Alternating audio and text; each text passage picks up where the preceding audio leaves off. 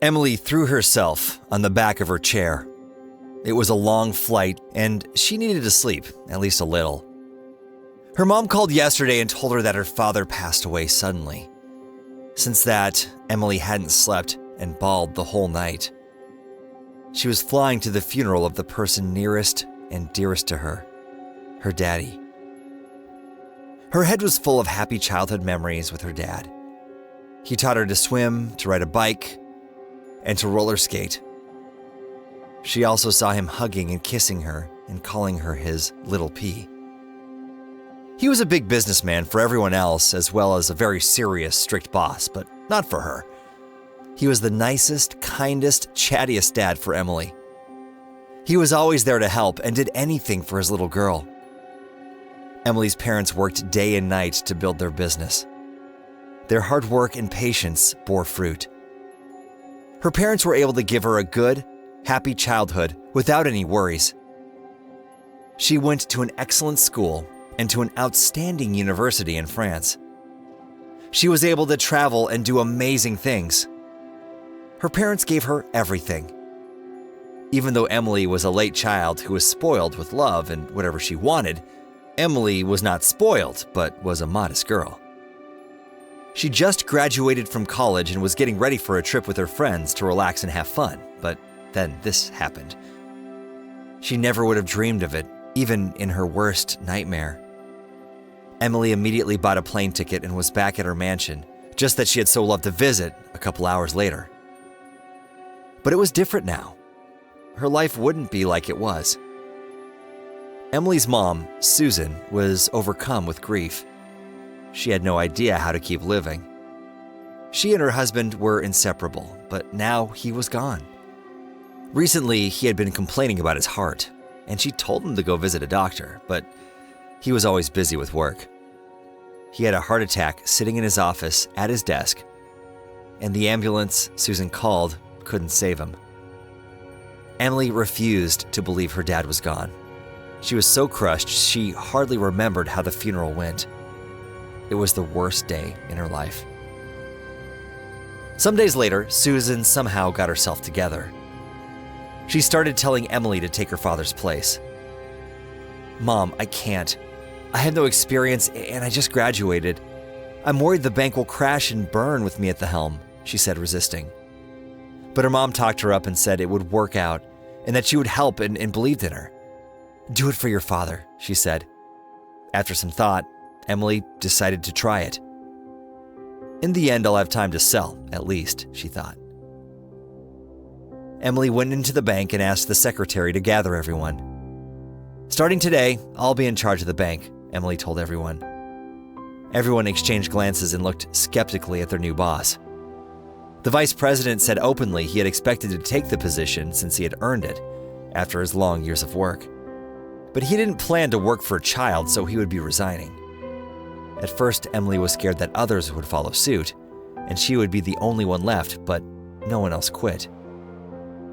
The first few months were very hard. Emily signed several bad deals for the bank, which made its financial position decline. The employees didn't take her seriously. They whispered and gossiped and laughed behind her back. Emily spent the entire evening and night of the flight reading, trying to understand all the nuances of her job. Her mother helped as much as she could, but she still couldn't keep up with the fast pace of the job. Emily was emotionally drained. She sometimes cried from despair, thinking about how it was a mistake to do this, and she'd probably have to sell the company. Then she got herself together and continued on her difficult path. One day, one of her father's friends, Mr. Dark, told Emily he had agreed to a very profitable deal that would help the bank improve its declining financial position. He suggested organizing a company party where she would sign all the necessary papers. Emily agreed. A pipe burst the day before the party was to happen. It needed to be fixed. When Emily called to make an appointment, a young, handsome man came to fix it, and he did his job well. It was fixed before you knew it. Emily personally oversaw his work, and they began to talk. His name was Warren, and to her surprise, he was very smart and well-educated. and could talk about various topics, including banking.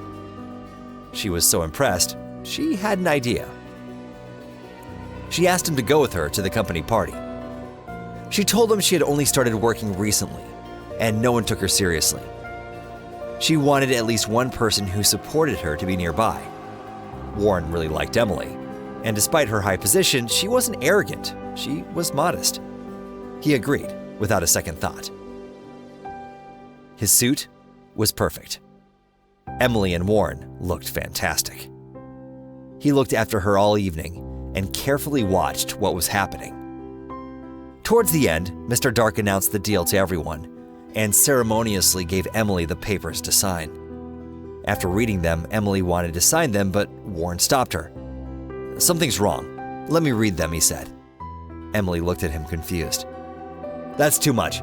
We didn't agree to this," she thought, but gave them to him. After quickly reading over them, Warren said, "Don't sign this. They want to trick you. This will sink the bank." Emily carefully read all the parts that Warren pointed out and was horrified at what she almost let happen, at what mistake she almost made. "Mr. Dark," she said to her father's friend, "I think you rushed to make this deal, and I would ask you to not conduct negotiations without my approval.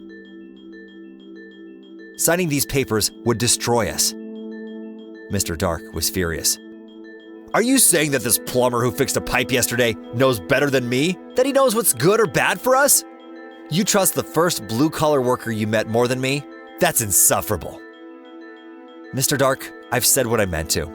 We can continue this tomorrow in my office," she said, taking Warren by the arm and leaving the party with him. As soon as she got in the car, she broke down and started weeping. "No matter how hard I try, it doesn't work. I almost destroyed my father's company and missed what you saw immediately." Warren soothed her and said everyone has a hard time at first, but it gets better with experience. The most important thing is she had grit and it would work out. Warren had been a student at an excellent university where he studied economics and finance. Rich kids studied there, and he got in on a scholarship. One day, he fell in love with one of his classmates. He helped her with all her studies. Her friends warned him that she didn't love him and was just using him, but he didn't listen.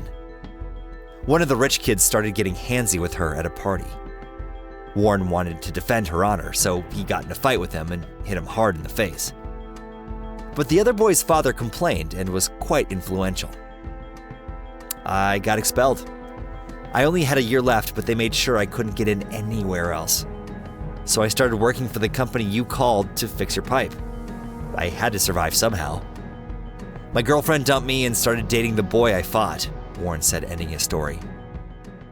"Come work as my consultant," Emily offered. "That sounds good," Warren answered happily. Hiring a plumber as a bank consultant caused another wave of unhappiness and rumors from the employees. However, over time, Emily and Warren pulled the bank out of its crisis and then improved its position, which earned the employees' respect finally. Emily and Warren spent a lot of time together and got very close. Both wanted more than friendship. They began to have feelings for each other from the first few days, but were afraid to admit their feelings. One day, when taking Emily home, Warren abruptly hugged Emily and kissed her. He wanted to apologize, but she hugged him back and kissed him passionately. Since then, they were more than colleagues and friends. They were a couple. Warren proposed 6 months later, and they welcomed a third member to their family just a year after that.